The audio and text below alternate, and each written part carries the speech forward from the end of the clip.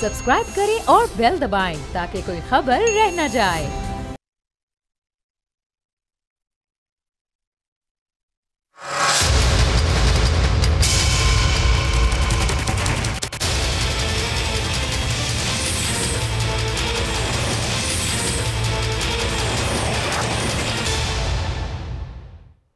बिस्मिल्लाहिर्रहमानिर्रहीम, अस्सलाम वालेकुम। मैं हूं Jasmine Manzoor and welcome to the programme. नाज़रीन, आप जानते हैं कि आज पाकिस्तान में सदर मुमलिकत ने हल्फ उठा लिया और पाकिस्तान में ये पहली दफ़ा हुआ है कि एक ऐसी शख्सियत किसी भी पॉलिटिकल पार्टी से, आप जानते हैं वज़ीर आज़म तो बार बार इलेक्ट होते रहे, जैसे मियां मोहम्मद नवाज शरीफ साहब हैं, या अब प्राइम मिनिस्टर शहबाज शरीफ साहब का जिक्र किया जाए तो उनका भी ये सेकेंड टर्म हो जाएगा। पहले वो PDM में भी प्राइम मिनिस्टर रहे, लेकिन पीपल्स पार्टी ने अपना इस आइनी ओहदे को जो है वो आसिफ अली जरदारी साहब दूसरी दफ़ा उनके लिए ये जो ओहदा है वो उनको नसीब हुआ।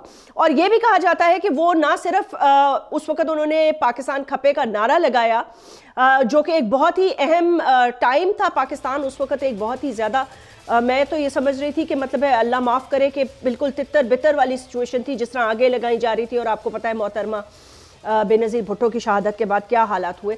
बहरहाल वक्त गुजरता गया और उसके बाद हमने देखा पाकिस्तान पीपल्स पार्टी ने अपनी हुकूमत भी चलाई और अब वो एक दफ़ा फिर, दो कि इस दफ़ा शायद उनकी पॉलिटिकल कैंपेनिंग बहुत अच्छी थी, no doubt, because I think the entire credit goes to Bilawal Bhutto Zardari and Aseefa Bhutto also, and उनकी जो सारी टीम है, उस टीम एफर्ट के बगैर तो कुछ नहीं हो सकता। उन्होंने एक नया जोश और वलवला तो ज़रूर भरा, लेकिन पीपल्स पार्टी को कुछ गेन्स हुए, लेकिन वो शायद मेजॉरिटी गेन्स नहीं हो सके कि वो सिंगल मेजॉरिटी पार्टी बन सकते। सो बहरहाल ये तो PMLN को भी नहीं मिला, जो कि बड़े कॉन्फिडेंट थे कि एटलीस्ट 2/3 मेजॉरिटी तो खैर नहीं, लेकिन सिंपल मेजॉरिटी उनको मिल जाती, वो भी ना मिल सकी। तो अब उनकी हुकूमत बेसाखियों पे खड़ी है और अगले 5 साल खड़ी रहेगी। उनको हर वक्त, हर लम्हा, हर कदम पर पीपल्स पार्टी की मफामत की, पीपल्स पार्टी की इंटरवेंशन की, पीपल्स पार्टी के सपोर्ट की बहुत ज़्यादा ज़रूरत पड़ेगी। आज हमारे साथ एक ऐसी शख्सियत मौजूद है जो पाकिस्तान पीपल्स पार्टी के नामवर सियासतदानों में है, इंफॉर्मेशन मिनिस्टर भी रह चुके हैं, के सीनियर तरीन रहनुमाओं में है।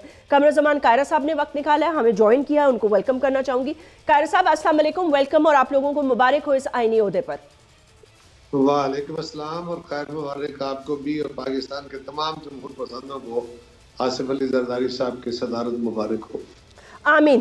कायरा साहब, सबसे पहले मेरा आपसे ये सवाल होगा, अच्छा ये तो हम सुन चुके हैं और कल भी मैंने बड़ा इस सवाल को घुमा फिरा के पीपल्स पार्टी के दीगर जो मेरे मेंबर्स आपकी पार्टी के जो शो में आते हैं मैं उनसे पूछती रही, लेकिन सबका कहना ये था कि जी हम सपोर्ट तो करेंगे, और ये भी बात तय हो गई कि आप वजारतें नहीं लेंगे, लेकिन मतलब है वो जो सपोर्ट होगा, तो पहला मेरा जो कटिंग एज क्वेश्चन है वो आपसे कि जब हम IMF के पास जाएंगे और इन हालात में एक ऐसी डील करनी होगी जो कि मजीद तूफान लाएगी महंगाई का, but we don't have an option, Peoples Party क्या उस पे बैकफुट पे रहेगी या खुलकर सपोर्ट करेगी? देखिए ना, पहली बात तो ये है कि इस वक्त के हालात देखने की जरूरत है। मुल्क एक शदीद क्राइसिस के शिकार है। इलेक्शन हुए हैं, इलेक्शन में सूबाई हुकूमतें तश्कील पा गई, मरकजी हुकूमत ऐसी है कि जिसमें दो जमातों के आपस में मिलने के अलावा हुकूमत बनने का कोई इम्कान नहीं है। हमने कोशिश की पीपल्स पार्टी ने आगाज में कि हम कोई ऐसा अक़ाम तकीम करें, कोई डायलॉग से रास्ता खोलें जी, लेकिन ये PTI की तरफ से और जो मौजूदा सुन्नी तहरीक है उनकी तरफ से इस पे बिल्कुल डिनायल कर दिया गया, रास्ता बंद कर दिया गया। तो अब यही था कि या मुस्लिम लीग के पीपल्स पार्टी, तो हमने फैसला किया कि आप मेजॉरिटी में हैं, आप हुकूमत बनाइए। अब अगर इसके ऑप्शन के अलावा कोई ऑप्शन हो तो क्या हो सकता है? अगर मुस्लिम लीग और पीपल्स पार्टी हुकूमत नहीं बनाते, PTI वैसी बाहर बैठी है, तो वो नहीं बनाना चाहते, किसी से बात नहीं करना चाहते, वो फौज से लड़ना चाहते हैं, वो अदलिया से लड़ना चाहते हैं, वो इलेक्शन कमीशन से लड़ना चाहते हैं, वो सियासी जमातों को अपने मुखालफों को कबूल करने को तैयार नहीं है। ऐसी कैफियत में ऊपर से ये भी हो जाए कि हम भी हुकूमत न बनाए, तो फिर एक नया इलेक्शन होगा, केयरटेकर गवर्नमेंट बनेगी, वो लंबे अरसा चलेगी, फिर एक इलेक्शन होगा। सूबाई हुकूमतें इंस्टॉल हो गई हैं, इनकी मौजूदगी में होने वाला इंतखाब कितना क्रेडिबल होगा, फिर एक नया क्राइसिस शुरू हो जाएगा। बिल्कुल। तो इन हालात में हमारे पास ऑप्शंस क्या हैं? यही ऑप्शन है कि जो मेजोरिटी पार्टी है वो हुकूमत बनाए और हम उसका साथ दें। ठीक। और हमने ये फैसला किया कि हम सदर, गवर्नर और जो चेयरमैन सेनेट के ओहदे हैं हम उनके उम्मीदवार बनते हैं और हम आपको सपोर्ट फराहम करेंगे। पीपल्स पार्टी क्या करेगी इन हालात में? IMF के पास जाते हुए या किसी, जो IMF की कंडीशनलिटीज है वो हमारे सामने होगी। अगर हम लीड कर रहे हो तो हम क्या करें? हम लीड कर रहे हो तो हमें क्या स्टेप लेने चाहिए? यही स्टेप होंगे जब जिन पे हम गवर्नमेंट को सपोर्ट करेंगे। यानी आज अगर वो लीड कर रहे हैं तो कल अगर लीडिंग जगह हमारी होती, पीपल्स पार्टी वहां होती, तो पीपल्स पार्टी अपने हादियों से क्या सपोर्ट मांगती, वो क्या फैसला करती? अगर पीपल्स पार्टी भी वही फैसला करती जो हमसे मुतालबा किया जा रहा है तो मुश्किल हालात के बावजूद ये फैसले करने पड़ेंगे और मुश्किल फैसले कौम को समझाने पड़ेंगे। कोई दूसरी राय नहीं। और क्या चांस है? मतलब क्या करना है?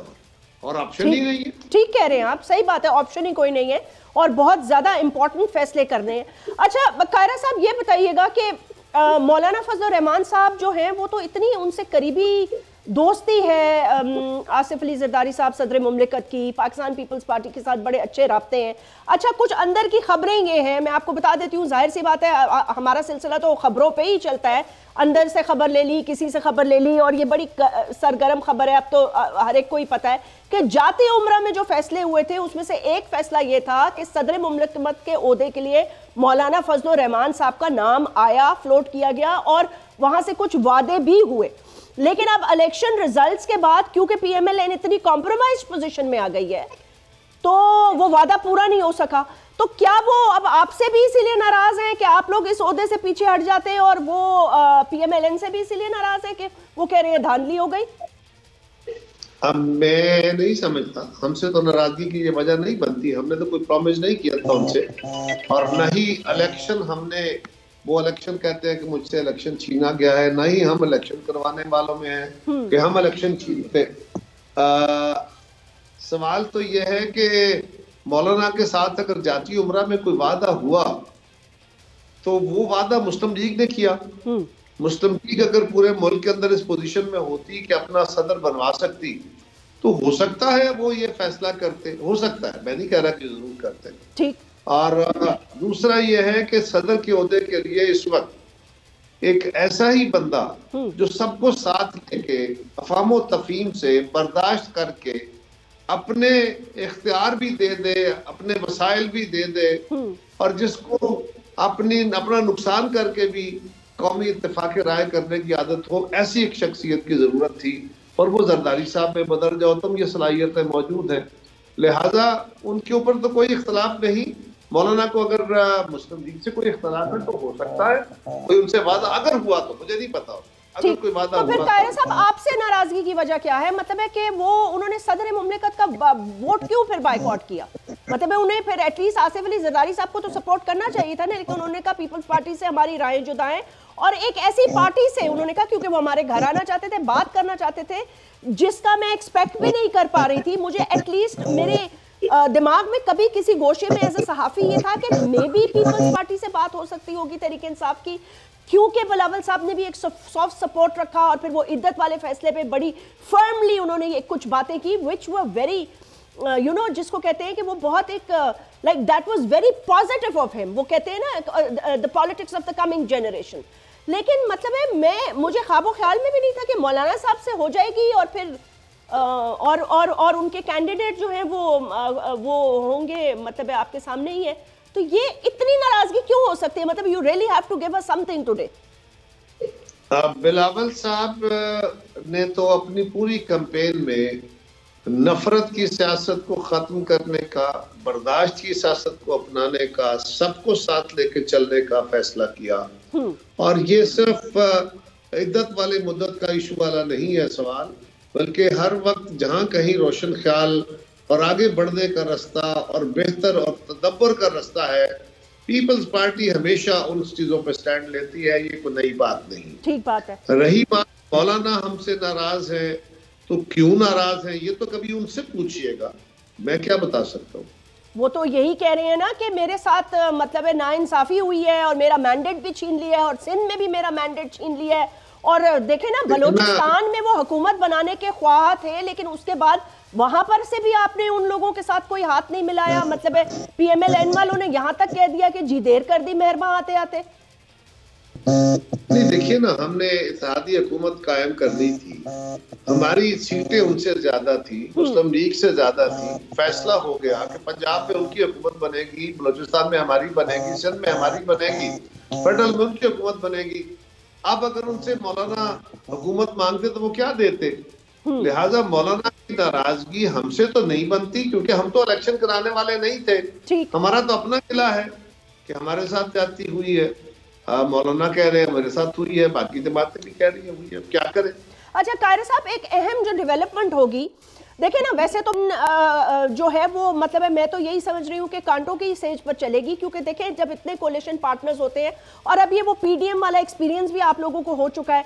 दो के आप कहते हैं शहबाज शरीफ साहब वजीर आजम साहब, अच्छा आपका एक्सपीरियंस रहा, लेकिन कुछ इख्तलाफात भी थे। अच्छा, मैं एक बात आपसे ये पूछना चाहती हूँ, जरदारी साहब ने, सदर मुमलिकत ने एक बड़ा इंटरेस्टिंग बयान दिया था कुछ अरसे पहले, इलेक्शंस के दौरान या उससे कुछ अरसा पहले। ही कंप्लीटली सेट के जी मैं नवाज शरीफ को तो चौथी दफा वजीर आजम नहीं बनने दूंगा। देखिए, वो एक जमात जब इलेक्शन में होती है ना, तो मुस्लिम लीग हो, पीपल्स पार्टी हो या कोई और जमात, नहीं, लेकिन वो बात सच भी हो गई ना। नहीं, मैं वही गुजारिश कर रहा हूँ कि वो जमात अपना दावा कर रही होती है इस बुनियाद पे कि मुझे इतने वोट मिलेंगे कि मैं उनको नहीं बनने दूंगा। ठीक, मैं और किसी जरिए से नहीं। हमने तो कहा कि मुस्लिम लीग को अपना वजीर आज़म बनाना चाहिए, हमने तो उनको ऑफर की, हमारी तरफ से तो रुकावट नहीं आई। ये तो उनका इंटरनल फैसला है ना कि मियां बड़े मियां साहब नहीं बन रहे, शहबाज साहब बन रहे, कोई हमारी शर्त थोड़ी है। सो वो जो बात थी वो इस तनाज़ुर में थी कि हमें इंशाल्लाह इस दफा इतने वोट मिलने हैं कि मुस्लिम लीग का वजीर आज़म नहीं बनने देंगे, वो इस तनाज़ुर में थी। तो ये एक सियासी जरूरत होती है, सियासी इलेक्शन के अंदर आप यही बातें करते हैं और क्या करते हैं। चले ठीक है कायरा साहब, इसको दो मानी दिए गए, लेकिन चले मैं, क्योंकि आपकी बात में वजन है तो मैं इस बात को रख लेती हूँ। थोड़ा सा आगे चल के मैं आपसे ये पूछना चाहती हूँ, पंजाब में पीपल्स पार्टी का गवर्नर एक बार फिर इसी की बाज़गश्त हो रही है। अब I don't want to jinx it, लेकिन ऑब्वियसली सारी मीडिया पे आपका नाम भी चल रहा है, एंड मैं मतलब है कि जो अल्लाह करेगा बेहतर ही करेगा इंशाल्लाह ताला। You no doubt deserve it, and you been really मैं ये कहूँगी कि क्या पूरी जिंदगी दी है आपने पीपल्स पार्टी को। तो पंजाब में आपका अगर गवर्नर आ जाता है तो ये PMLN के लिए एक्सेप्टेबल है, मतलब है इस डिमांड पे वो राजी हैं? पहली गुजारिश तो ये है कि हमने आपस में ये मशावरत करने के बाद ही ये तय किया है, इसमें कोई भ्रम नहीं है। दूसरी बात ये, आपका बहुत शुक्रिया, आपने मेरे लिए अच्छे अल्फाज कहे। मेरी जमात ने हमेशा मेरी इज्जत की है, मेरी जमात ने हमेशा मुझे मेरी डिजर्विंग से भी ज्यादा मकाम दिया है। अब भी यकीनन जो जिन लोगों के नाम लिए जा रहे हैं वो सारे ही बड़े मोहतरम नाम हैं, बेशक, तो मेरा नाम भी शामिल है। तो पार्टी जिसका भी फैसला करेगी बिस्मिल्लाह। मैंने कहा मेरे लिए तो पार्टी ने हमेशा ही इज्जत के रास्ते मेरे लिए पैदा किए हैं। अगर मैंने पार्टी के लिए कोई थोड़ी बहुत कोशिश मेहनत की है तो मेरी जमात ने हमेशा मुझे जमाती ओहदों से भी नवाजा है, हुकूमती ओहदों से भी नवाजा है, मेरे इख्तिलाफ राय को भी बर्दाश्त किया है, हर तरह उन्होंने मुझे अकोमोडेट। बेशक ये बात तो एटलीस्ट, इस बात को तो हम मानते हैं ना कि Peoples Party at least one step, मैं ये नहीं कहती पूरी खानदानी जमात, पूरी खानदान से बाहर है, मतलब ये तो आपको पता है ना, मारूसियत तो खैर इस मुल्क का हिस्सा है, सो मैं एम नॉट, लेकिन फिर भी पीपल्स पार्टी में बहुत ऐसे लोग हैं, आप जैसे लोग हैं, शहरी रहमान जैसे लोग हैं जो बड़े बड़े ओहदों तक पहुंचे, and they have nothing to do with the Zardari clan और इनफैक्ट द मोहतरमा शहीद Bhutto clan. Moving on, Kaira साहब मुझे बताइए, PMLN का आपके साथ एक बड़ा बुरा एक्सपीरियंस है। 2009 में सदर मुमलिकत ने, आपको याद है, गवर्नर राज लगा दिया था पंजाब में। जी जी।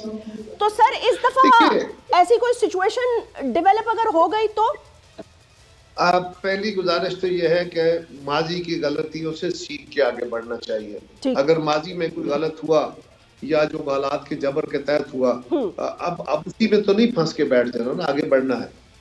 दूसरी गुजारिश यह है कि हमारे पास ऑप्शन क्या है, ठीक, इस वक्त इस मुल्क को आगे लेके चलने का ऑप्शन क्या है। ठीक है, मैं मानती हूं पार्टी अपने तौर पे हुकूमत बना के, अपनी हुकूमत बना के अपनी पॉलिसी को चला सकती है तो चलाएंगे।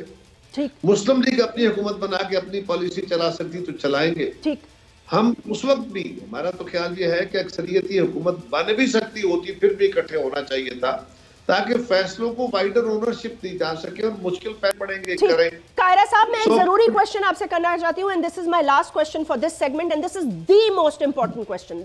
द क्वेश्चन इज कि मुत्तहिदा कौमी मूवमेंट पाकिस्तान की जो रिजर्वेशंस हैं वो पीएमएलएन से तो खुश हैं, लेकिन वो आपसे खुश नहीं है, क्योंकि ढके छुपे अल्फाज में वो कह चुके हैं कि हमारी रिजर्वेशंस या हम इसलिए हैं कि हमें जो चाहिए उसकी राह में पीपल्स पार्टी रुकावट है। देखिए, हमारी कंस्टिट्यूएंसी एक है, मुस्लिम लीग के साथ उनका ये मसला नहीं है। कराची और हैदराबाद हमारी कंस्टिट्यूएंसी भी है, उनकी कंस्टिट्यूएंसी भी है, तो वहां पे पॉलिटिकल आपस में एक हमारी रस्साकशी रहती है, ये अपनी जगह है। लेकिन उनका जो इस वक्त मेजर मुतालबा है वो है एक लोकल गवर्नमेंट का निजाम जी, एक पावर्ड लोकल गवर्नमेंट। देखिए, पंजाब में खान साहब के दौर में लोकल गवर्नमेंट खत्म कर दी गई, केपीके में लोकल गवर्नमेंट नहीं कराई गई, बलूचिस्तान का भी हाल यही है। तो सिंध के अंदर तो ऑलरेडी लोकल गवर्नमेंट का निजाम मौजूद है, उसके ऊपर सवाल आप एमकेएम हमसे इख्तलाफ कर सकती है, उनका हक है, लेकिन वहाँ निजाम मौजूद है। नहीं, लेकिन वो इस निजाम से खुश नहीं है ना, वो कहते हैं कि ग्राउंड तक इसको डिलीवर करें।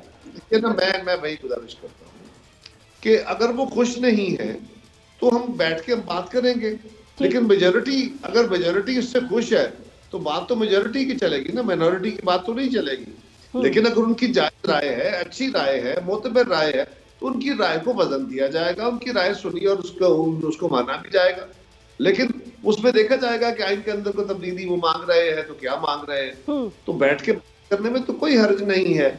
वो भी अगर लोकल गवर्नमेंट को एम्पावर करना चाहते हैं, हम भी करना चाहते हैं, क्या इसमें मजायका क्या है। लेकिन अगर कोई विद मींस बात है तो बिल्कुल क्यों नहीं, कल सोचेंगे। ठीक है कायरा साहब, बहुत बहुत शुक्रिया वक्त निकालने का। कमरुज़्ज़मान कायरा साहब से हम कहते हैं, he could be the next governor of Punjab, well very very best of luck to him. Doctor Farooq Sattar, senior रहनुमा मुत्तहिदा कौमी मूवमेंट पाकिस्तान के, हमारे साथ मौजूद हैं, उनसे गुफ्तगू करेंगे इस सेगमेंट में। डॉक्टर साहब अस्सलाम वालेकुम, वेलकम टू द शो। जी वालेकुम अस्सलाम, थैंक यू सो मच। बहुत बहुत शुक्रिया, बहुत शुक्रिया। डॉक्टर साहब, मैं कितने दिनों से आपको ढूंढ रही थी, लेकिन आपकी इतने जिम्मेदारी वाली मीटिंग्स चल रही थी ना, अब मैं कभी आप लाहौर, कभी आप कराची, कभी आप इस्लामाबाद, लेकिन शुक्र है कि आज आप मुझे मिल गए। आपने कायरा साहब को पता नहीं सुना या नहीं सुना, मैं तो टू द पॉइंट आपसे सिर्फ ये पूछना चाहती हूँ कि MQM पाकिस्तान के इस वक्त जो देखें, आपने रिजर्वेशंस के साथ सदर मुमलिकत को भी सपोर्ट कर दिया, स्पीकर को भी कर दिया, सब कुछ कर दिया, आप तो कंसेंट करते जा रहे हैं, दूसरी तरफ से भी कुछ हालात ऐसे हैं या नहीं? मैं समझता हूँ कि देखिए, PMLN के साथ तो हमारा एक फिर भी एक रैपो डेवलप हुआ है, उनके साथ एक गुफ्तगू जब भी हुई है मीनिंगफुल हुई है, बामानी हुई है ना, ठीक है, और उसमें उनका मफाहमती याददाश्त पर साइन करना कि अब पाकिस्तान को आगे चलाने के लिए मजबूत मरकज नहीं, ना मजबूत सूबे, बल्कि मजबूत जिले ही मजबूत पाकिस्तान की जमानत साबित होंगे जी। और एक खुद मुख्तार मकामी शहरी हुकूमत का बल्दियाती निज़ाम ही और जहाँ शहरों को तरक्की का इंजन बनाया जाए। और ये जो दुनिया में तीसरी दुनिया के ममालिक की तरक्की, उसका राज ही यही है कि उन्होंने अपने शहरों को तरक्की का इंजन बनाया, वहाँ सरमायाकारी करके वहाँ के इंफ्रास्ट्रक्चर को सही किया, सहूलतें दी और लोगों को तरकीब दी, तो वहाँ देखें वो शहर कैसे अपने अपने उन ममालिक को कैसे कर गए। तो मेरे ख्याल में ये बात तो PMLN ने, तो मैं समझता हूँ कि अच्छी तरह घोल के पी ली है और मफाहमती याददाश्त भी साइन किया और एग्री भी किया है कि वो हमारे साथ मिलकर बाकी जमातों के पास जाके इसी कौमी असेंबली और इंशाल्लाह फिर जो सेनेट अब इससे निकलेगी तो इस पार्लियामान से हम ये 2/3 अक्सरियत शायद हासिल कर रहे हैं, इसका एक इम्कान है। और देखें, PTI की 10 चीजों पे इख्तलाफ होगा ना PMLN से, और PMLN का 10 चीजों पे होगा, लेकिन PTI के मंशूर की भी बुनियादी बात यही थी कि डेवोल्यूशन ऑफ पावर जो है वो मकामी हुकूमत यानी निचली सतह पर मुंतकली इख्तिदार। लेकिन डॉक्टर साहब, एक कथा कलामी माफ, मैं खाली ये पूछ, देखे ना, ये टर्फ पीपल्स पार्टी और आपका कंबाइंड है ना, ये बात तो चले, बहुत अच्छा हुआ कि कराची की खोई हुई नशिस्तें आप लोगों को वापस मिली, एंड आई एम श्योर कि you will be able to make a difference, but the fact of the matter is कि इस वक्त जो PMLN है उनकी गर्दन पर पीपल्स पार्टी की तलवार है और सबके ऊपर भारी आप लोगों की, तो क्या आप ये मनवा सकेंगे? क्योंकि एक टर्फ में वो क्यों चाहेंगे कि उनसे बल्दियाती निजाम और कराची की बाकी सीटें भी अगले इलेक्शंस में चली जाएं? आज नहीं तो कल देखें, लाड़काना और नवाबशाह से भी अब आहिस्ता आहिस्ता ये दबाव और प्रेशर बढ़ेगा। अगर पूरे मुल्क में नौजवानों की एक मोबिलाइजेशन हुई है और वो कुछ सियासत से आशना हुए हैं और उन्होंने भी किसी को वोट डालना शुरू किया है, किसी को ना, लेकिन हाँ मतलब ठीक है, लेकिन अब वो जिस किसी की मैं बात कर रहा हूँ तो उनका एक बुनियादी नुक्ता तो ये डेवोल्यूशन ऑफ पावर है ना जिले हुकूमतों को। तो इसलिए मैं जिस चीज पे बैंक कर रहा हूँ, डिपेंड कर रहा हूँ, वो इस रुझान के ऊपर ना। तो लाड़काना का नवाबशाह का नौजवान भी बहुत अरसे तक अपने आप को महरूम नहीं रखना चाहेगा ना, और इन बड़े जागीरदारों का। लेकिन फिर भी वोट तो लाड़काना के अवाम ने पीपल्स पार्टी को ही डाला ना। देखिए ना, वहाँ से सारे पीपल्स पार्टी के लोग मेरी बात तो सुने, लेकिन क्या ये अगर वहाँ पर भी अब रुझान तब्दील हो रहा है और उसके भी आसार आ रहे हैं, तो क्या बिलावल भुट्टो जिस उम्र में है तो क्या कम से कम उनकी वो सेंसिटाइज नहीं होंगे ये अगर वहाँ पर, ठीक है ना? बिल्कुल तो होंगे। जो मेरे लिए जो अहम बात थी ना, और खालिद भाई के लिए, बिलावल भुट्टो जरदारी से हमारा पहला तफसीली इस तरह का इंटरेक्शन हो, मेरा तो खास तौर पर। खालिद भाई पहले भी मिले होंगे जब PDM 1 हुकूमत बनी थी। तो देखिए 3 बातें उनसे हमने की। एक तो आईनी तरमीम बिल, उनका मुझे कॉपी दें। मेरे इल्म में यह है कि मुराद अली शाह ने काफी डेवोल्यूशन की, मैंने उनसे साफ कहा कि वो आपको गलत बात कर रहे हैं, मिसगाइड कर रहे हैं, ऐसा नहीं है। तो उसने कहा फिर I would like to have regular meetings with MKM, और आप लोगों के साथ मुझे बैठना है, इसको समझना है, क्योंकि पूरी दुनिया में यही सिस्टम है, मुझे पता है। मतलब ही वाज वेरी। लेकिन सर आपने बिलावल भुट्टो जरदारी साहब को ये इस चीज से बावर नहीं कराया कि आपका बेसिक मौक़िफ़ ये भी है कि वो जो बाय इलेक्शंस हुए थे, यानी कि सॉरी वो जो बल्दियाती इंतखाबात हुए थे, वो तो रेट थे बकौल आपके? ये भी बताया, मैंने बावर कराया। फिर क्या कहा उन्होंने? मैंने कहा देखें, ये मसला आपके मेयर मेरे मेयर का नहीं है, मेरा मेयर और आपका मेयर। बात सारी ये है कि ये हमें पता है कि देखें हम आपस में इस चीज पर हमारी लड़ाई होगी कि अब तो 66% मैंडेट कराची का मेरे पास है, हमारे पास, और आपका मेयर अगर है तो वो जो है वो उसकी लेजिटिमेसी नहीं, उसको यानी ये इलेक्शन उसको लेजिटिमाइज नहीं कर रहा। इसका मतलब उस इलेक्शन में हमारी 70-50 सीटें कम हुई जो आपने बाद में बढ़ा दी थी। तो मैंने कहा ये वो चीज़ है जिससे हमारे दरमियान इख्तलाफ होगा, आप जबरदस्ती अपने पोजीशन को डिफेंड करेंगे। तो मैंने कहा इससे अच्छा हम वे फॉरवर्ड की, मैंने सुना भी दिया, और मैंने कहा चले let's forget the past for a while, अब आगे की बात करते हैं, आए उस पर बात। तो डॉक्टर साहब आगे की उन्होंने डेवोल्यूशन पे एग्री किया, सुने, डेवोल्यूशन पे एग्री किया। दूसरा उन्होंने मेगा प्रोजेक्ट पे मुश्तरका ओनरशिप देने और उसकी जो एग्जीक्यूशन है उसकी मॉनिटरिंग में भी किसी हद तक एग्री किया कि ठीक है इस पर हम सोच सकते हैं, बात कर सकते हैं, ताकि करप्शन का इल्जाम हम दूसरे पे ना लगाएं, और multi party multi sectoral commission हो तो जो इसकी ओनरशिप भी दे और एग्जीक्यूट भी करे और मॉनिटर भी करे, ताकि जो हमें पैसे चाहिए मरकज से हम मिल के लें। हम आपस में क्यों लड़े, हम कराची के लिए मिलके पैसे लें। ये सारी बातें बिलावल भुट्टो जरदारी साहब ने से आप लोगों ने उस इम्पोर्टेंट मीटिंग में की है, और उसके बाद आपने सदर मुमलिकत को वोट देने का फैसला किया। ये बात तीसरा मसला हमारी जो नौकरियों में हाथ हुआ, अर्बन कोटा 3.5 लाख नौकरियां जाली डोमिसाइल वालों को मिल गई, जिसका केस हमने हाई कोर्ट में किया। उन्होंने कहा मैं इस पर भी I will look into this, और अगर ये तो आपको सो गोइंग फॉरवर्ड डॉक्टर साहब आपको लग रहा है कि पीपल्स पार्टी के साथ आपके मामलात सेटल हो सकते हैं in a good way, because Bilawal Bhutto Zardari साहब being a younger generation politician, तो आपको लगता है कि वो इन अर्बन मसाइल को समझेंगे?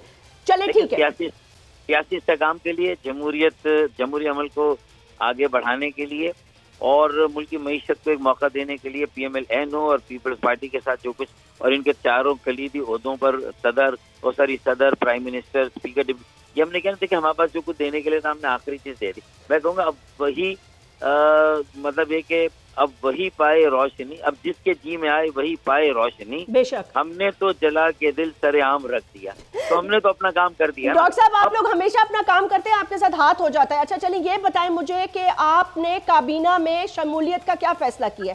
कोई वजारतें ले रही है MQM पाकिस्तान? इसीलिए हमने किसी चीज के बदले में कोई चीज नहीं मांगी। जो कुछ हमने किया, सिर्फ हमने आगाह किया कि इस वक्त मुल्क की जरूरत क्या है।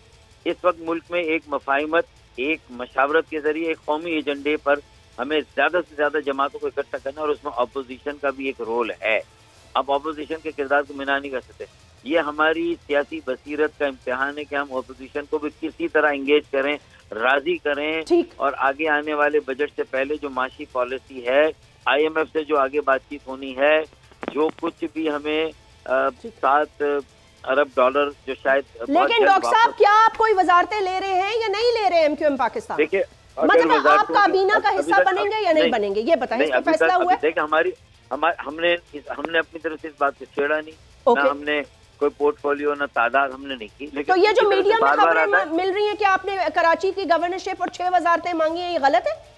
देखिए, कराची की गवर्नरशिप पर जब बहुत सारी कयास आ रही हैं और अंदेशे डाले जा रहे थे, तो हमने कहा था कि ये तो एज्यूम्ड है कि एमक्यूएम के पास है, एमक्यूएम के पास रहेगी, और एमक्यूएम के पास कामरान टिसरी भाई से कोई बेहतर गवर्नर नहीं है, तो इस पर तो हमने कहा हम बात करेंगे नहीं। अगर कोई बात आप करेंगे तो फिर हम बात करेंगे। तो इसलिए अभी तक इस मौजू को भी हमने वो उस पर कर दिया है, सस्पेंडेड एनिमेशन, इसको सस्पेंड कर, और दूसरा हमने वजारतों को अगर वो हमें ऑफर करेंगे फिर हम देखेंगे हमें लेनी नहीं लेनी। ओके, ठीक है। डॉक्टर फारूक सत्तार साहब से गुफ्तगू कर रहे थे, बहुत बहुत शुक्रिया। मैं जॉइन एक छोटा सा वक्फा लेते हैं, उसके बाद ब्रेक के बाद बात करेंगे तहरीक इंसाफ की मेहरबानो कुरैशी से।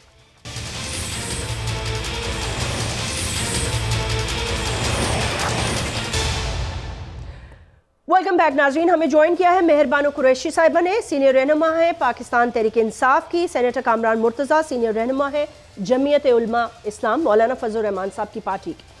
अच्छा, तो मेहरबानो कुरैशी साहिबा से जो पिछली दफ़ा मेरी बात हुई थी, मैं इन नटशेल बता देती हूँ ताकि हम आज की डेवलपमेंट्स पे बात करें। लेकिन आज की सबसे बड़ी डेवलपमेंट ये है कि ये डिसाइड किया गया था कि मैंडेट के चोरी होने के हवाले से या मैंडेट पे जो खदशात थे ऑपोजिशन को, इंडिपेंडेंट बेट्स तहरीक इंसाफ जो कि अब सुन्नी इत्तेहाद का हिस्सा है, तो उन्होंने ये कहा कि हम पूरे मुल्क में एहतजाज करेंगे। अब एहतजाज शुरू ही हुआ था, बल्कि शुरू होने से पहले ही जो नामवर लोग थे उनको गिरफ्तार कर लिया गया, यानी कि सलमान अकरम राजा साहब हो गए, लतीफ़ कोसा साहब हो गए सीनियर लॉयर्स में, और मुतअद्दिद और रहनुमा भी। तो अब इस एहतजाज की कहानी जो है वो तो यूं ही मुझे लगता है आने वाले दिनों में चलती रहेगी। मेहरबानो कुरैशी साहिबा का वो हल्का है जहां 16,500 वोट ये कहा गया कि मुल्तान के लोगों ने गलत डाल दिए हैं। तो बहरहाल ये एक अचंभे का मामला है कि उन्होंने MPs को सही डाल दिया लेकिन MNAs को गलत डाल दिए। So she went to the election commission, और लॉन्ग स्टोरी शॉर्ट के इलेक्शन कमीशन ने RO को कहा कि भाई हमें अगले हफ्ते तक कोई रिपोर्ट दे दो।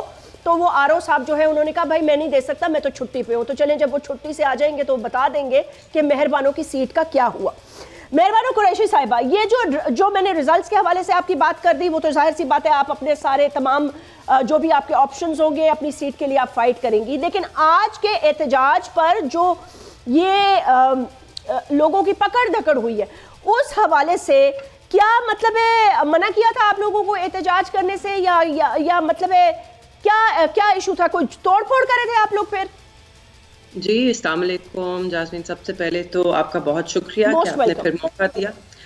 देखिए, आज जो हमारा एहतजाज था पूरे पाकिस्तान में हमने कॉल दी और आपके सामने है, कहीं पे कोई तोड़ फोड़ नहीं हुई।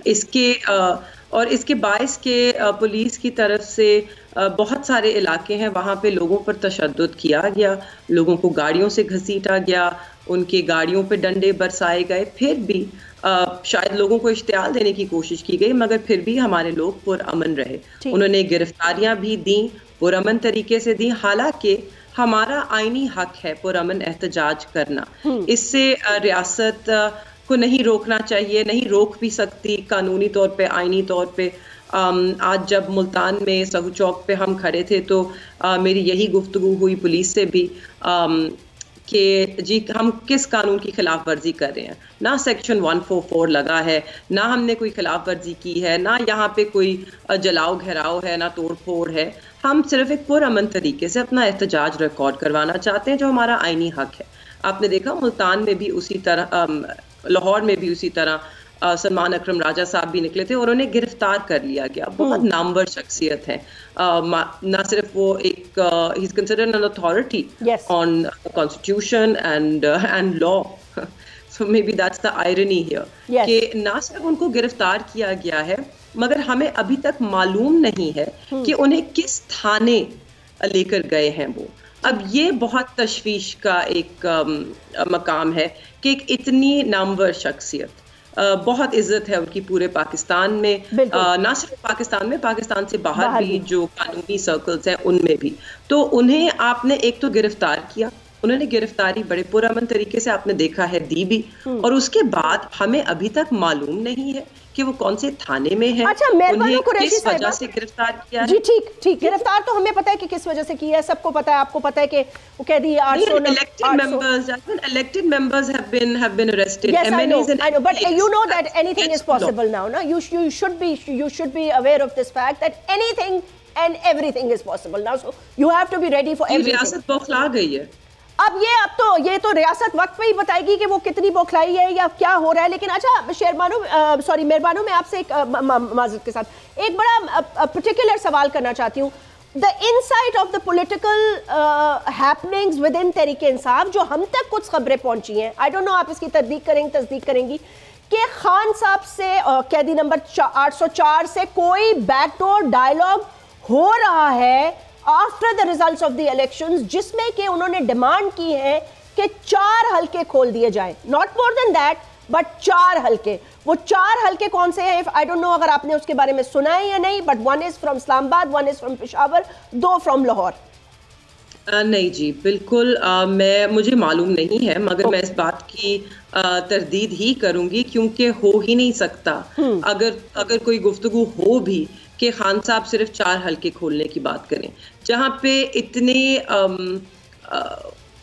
इतनी बड़े स्केल पे, इतने पैमाने पे अवाम के वोट पे डाका डला है, उसे हम 4 हलकों तक महदूद नहीं कर सकते। ये पिछले इलेक्शन के कोई भी इलेक्शन जो पाकिस्तान में हुआ है उसमें कभी भी इतने बड़े पैमाने पे, और हम तो इसको कहेंगे भी नहीं कि धांधली हुई है। धांधली जरूर होती है, डब्बे भरे जाते हैं, मगर जब डब्बा खुलता है तो उसमें जो वोट निकलते हैं वो हमेशा गिने जाते हैं, चाहे जिस तरह भी वो डब्बा भरा गया हो। इस दफा डब्बे खुले, वोट गिने गए और फिर गिनती उनकी कुछ और लिखी गई जाली फॉर्म्स पे, जो कि इलेक्शन कमीशन ने अब अपलोड भी कर दिए। तो ऐसा पहले कभी भी नहीं हुआ, तो ये मुमकिन ही नहीं है कि खान साहब उस पर कॉम्प्रोमाइज करें। वो चाहेंगे कि इंसाफ एक हलके में हो, क्योंकि इंसाफ सीटों का नहीं है, ये हमारे अवाम के वोट के साथ इंसाफ होना है। उनका जो मैंडेट है, जो उनका एक आईनी हक था वोट देने का, उसके ऊपर डाका डला है। ठीक है, मैं आपकी तरफ वापस आती हूँ मेहरबानो कुरैशी साहबा। सेनेटर कामरान मुर्तज़ा बहुत देर से इंतजार करते, बहुत बहुत शुक्रिया sir, thank you very much for taking out time. Senator Murtaza साहब, ये बताइएगा, कामरान मुर्तज़ा साहब, सदर मुमलिकत को भी वोट नहीं दिया, कोई बातचीत भी नहीं हुई। अभी मैं थोड़ी देर पहले कायरा साहब से गुफ्तगू कर रही थी, मैंने उनसे पूछा, उन्होंने कहा कि भाई अगर इनका कोई गिला है तो बातचीत से तय हो सकता है, लेकिन इनका गिला पीपल्स पार्टी से क्यों है? अगर इनसे कोई वादे किए गए थे या कोई गिला होगा तो वो PMLN से होना चाहिए। बट रिजल्ट्स आने के बाद हालात सब पॉलिटिकल पार्टीज के अब मुख्तलिफ हो गए। नहीं, हमने तो गिला उनसे नहीं किया, हमारा गिला तो एस्टेब्लिशमेंट से है। हमारा गिला उनसे क्या है? वो हमारा गिला तो वो उनसे अगर कोई बनता भी है तो वो इनडायरेक्ट बनता है कि जो लोग जो जिस तरह से इस्तेमाल हुए, और पीपल्स पार्टी वाला पीपल्स पार्टी जैसा ट्रैक रिकॉर्ड रखने वाली पार्टी भी जो है ना इस्तेमाल हुई है, तो हम तो गिला किसी और एंगल से करते हैं, हम ये तो नहीं कर रहे हैं। बाकी ये यकीनन दुरुस्त है कि सिंध में भी हमारा मैंडेट चुराया गया है, उस हवाले से भी हम यकीनन जो है ना चोर को पकड़ने में जो है दिलचस्पी रखते हैं, और हम ये कहते हैं कि इलेक्शन का ऑडिट और सर्टेन हल्के हैं जिनको हम पॉइंट आउट करना चाहते हैं पूरे पाकिस्तान में कि इनको खुलवा लो। हम सारा पूरा पाकिस्तान का रिजल्ट नहीं खुलवाएंगे, हम कहते हैं 10% पे जो है ना वो खोल लें, वो हल्के खोल लें, और अगर वो उसका रिजल्ट जो है ना वो नतीजतन जो है वो कुछ और आता है तो फिर जो है पूरा इलेक्शन जो है स्क्रैप करिए, फिर जो है ना फिर ये इलेक्शन के ये जो मैंडेट है वो सारा गड़बड़ है। और अगर हमारी बात गलत हो जाती तो हम खामोश होकर बैठ जाएंगे, हम तो कोई लड़ाई झगड़ा तो कर नहीं रहे हैं फिलहाल। तो ये बात पूरे पाकिस्तान में है। जी सेनेटर साहब, मौलाना साहब ये भी कह रहे थे कि एहतजाज सड़कों पर भी होगा और दूसरी तरह भी होगा, तो कोई ऐसा प्लान तो नहीं है कि तहरीके इंसाफ के साथ मिल के, या क्योंकि आज ये भी एहतजाज कर रहे थे ना तो इनके भी बड़े सारे लोग पकड़े गए हैं।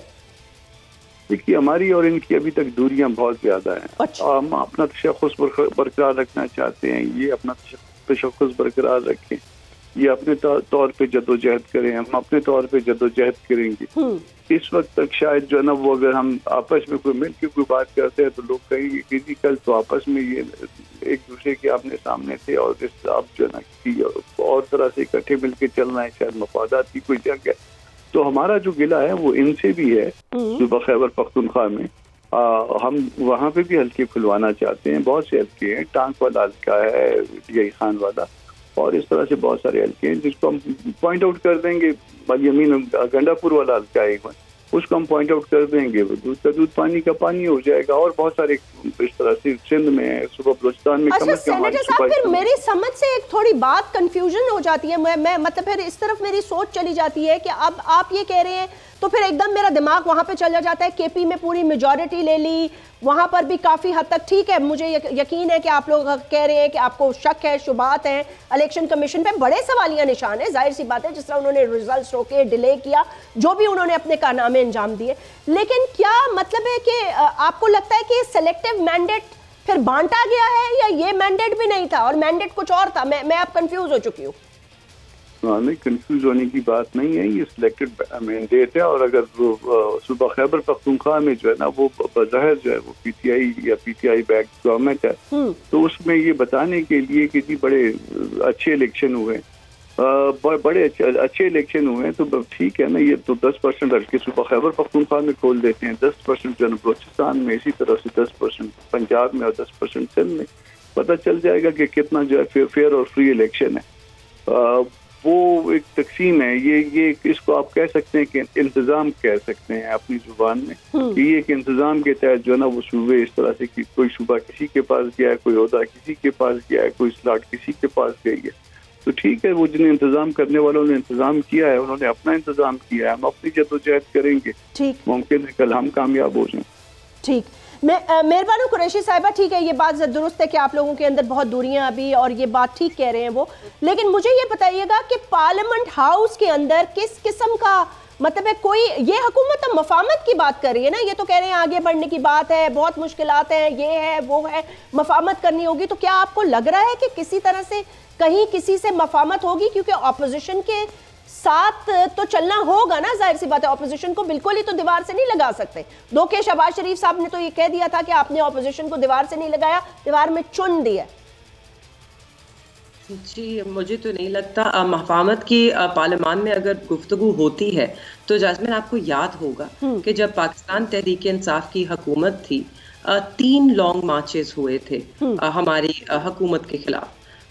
कभी उसको महंगाई मार्च का नाम दिया, कभी कोई और नाम दिया, मगर हुकूमत को गिराने के लिए 3 दफ़ा ये आए, और हर दफ़ा रियासत ने इनका रास्ता कभी नहीं रोका, इनको जगह भी दी, इनको स्पेस भी दी। आपको याद है मेरे ख्याल में एक दिन कोई कहीं बारिश भी हुई थी, खान साहब ने कहा कि इनको असिस्ट करें व्हाट एवर दे नीड, क्योंकि एक जमहूरियत में रियासत को ये तस्लीम करना होता है कि अवाम का एक हक है पुरअमन एहतजाज का, और एहतजाज को अगर हमने पुरअमन यकीनी बनाना है कि वो पुरअमन रहे, तो हमें उन्हें असिस्ट करना होगा, स्पेस देनी होगी। जब आप स्पेस देंगे तो आप देखेंगे कि कोई किसी किस्म की मज़ाहमत नहीं होगी, लोग जो है वो आएंगे, अपना एहतजाज रिकॉर्ड करवाएंगे, और दैट विल बी दैट।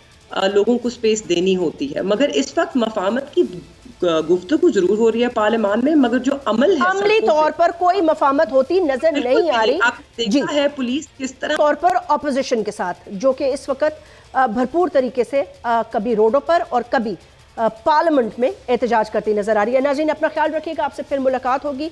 मेरे इन तमाम मेहमानों का बहुत बहुत शुक्रिया। अल्लाह हाफिज।